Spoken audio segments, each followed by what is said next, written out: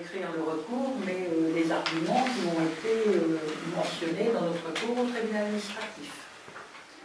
Alors, qui approuve cet arrêté, qui est d'accord pour la fusion, la dissolution du SIAP de Saint-Germain-de-la-Coudre chez Mache-Vermétière? Une personne. Qui s'abstient? Moi, je m'abstiens.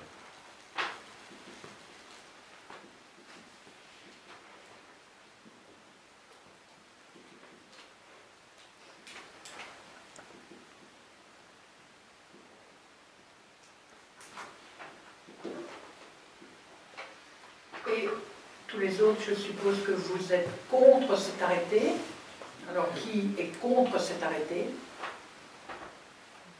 Ok, moi aussi.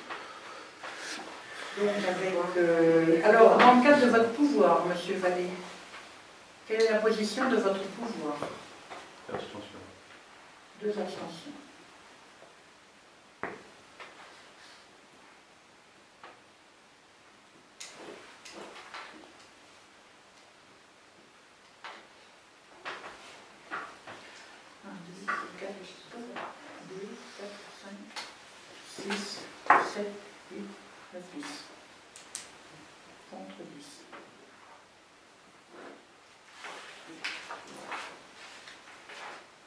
Donc, on remettra simplement les attendus, les grandes lignes du recours pour motiver la délibération. Voulez-vous que je les rappelle ou est-ce que vous vous en rappelez? C'est bon? Pas de précision supplémentaire? Voilà. Le point suivant. Délégués de la commune au SIAP, rappel de leur rôle, exposé des faits et des prises de position, maintien ou remplacement d'un membre.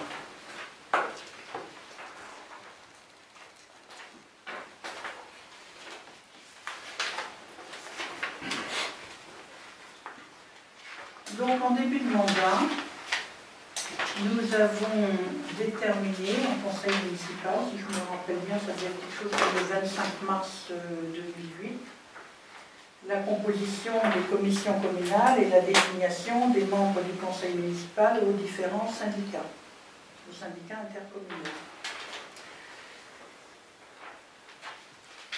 Dans le cadre, le conseil municipal peut à tout moment, s'il le juge nécessaire, renommer. Alors, c'est l'article 2121-33. Le conseil municipal procède à la désignation de ses membres ou de délégués pour siéger au sein d'organismes extérieurs dans les cas et conditions prévus par les dispositions du présent code et les textes régissant ces organismes. La fixation par les dispositions précitées de la durée des fonctions assignées à ces membres ou délégués ne fait pas obstacle à ce qu'il puisse être procédé à tout moment et pour le reste de cette durée à leur remplacement par une nouvelle désignation opérée dans les mêmes formes. Ça, c'est concernant la désignation des membres. L'article 5211-39 précise que les délégués de la commune rendent compte au moins 2 fois par an au conseil municipal de l'activité de l'établissement public de coopération intercommunale dont la commune est membre.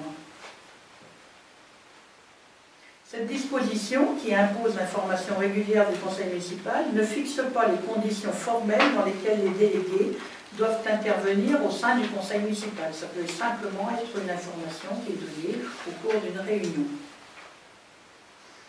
Dans l'hypothèse où les délégués ne donneraient aucun compte-rendu, les conseillers municipaux seraient en droit d'en faire la demande et de réclamer, s'ils l'estiment, une convocation du conseil municipal dans les règles normales. Et enfin, pour désigner un délégué, le choix des conseils... Ça, c'est autre chose, on s'en parlerait après. Donc, je voudrais refaire un petit historique. Le 22 juin 2011, le syndicat d'eau était réuni par le président, M. Pelletine, pour se prononcer sur le projet de schéma départemental de coopération intercommunale présenté par le préfet. Le conseil syndical a émis cette journée-là, un avis défavorable à l'unanimité sur ce projet.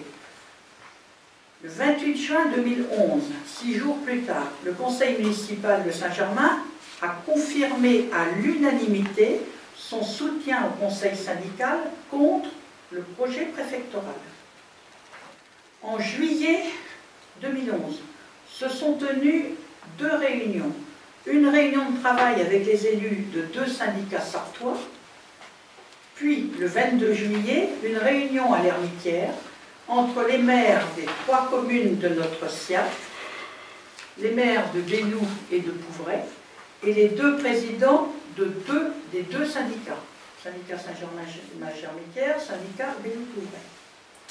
Au cours de cette réunion, M. le conseiller général, maire de l'Hermitière, a proposé de solliciter les services du conseil général pour préétudier la faisabilité d'un regroupement avec les 2 syndicats sartois. Le 11 octobre 2011, le conseil de Saint-Germain prenait connaissance de cette note de faisabilité émise par le conseil général. C'est moi qui vous la présentais, avec donc une solution alternative. Le 30 novembre 2011, alors que le conseil syndical était réuni, M. Théotime ne communiqua pas sur cette note de faisabilité, ni sur aucune des réunions auxquelles il avait participé. Le 26 janvier 2012, M. Théotime a participé à une réunion de travail à la Chapelle-du-Bois, portant réflexion sur la solution alternative. À aucun moment, il n'a donné d'avis contraire. Le 13 février 2012, lors d'une réunion de présentation à Dame-Marie du projet préfectoral Ornay, M. Théotime n'a pas mentionné l'opposition à ce projet du conseil syndical, ni celle de la commune de Saint-Germain.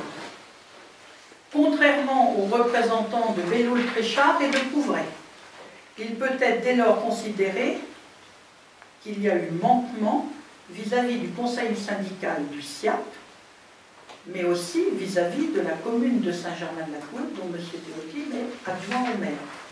En témoigne le procès-verbal de la réunion. J'ai le procès-verbal, si vous voulez, on pourra le relire après. Le 28 février 2012, au conseil syndical du SIAP, de la même façon, M. Théotime a fait de la rétention d'informations puisqu'il n'a pas rendu compte des diverses réunions auxquelles il avait participé. Le 2 avril suivant, j'informais le conseil municipal de ces manquements. Il y en avait dans les questions diverses.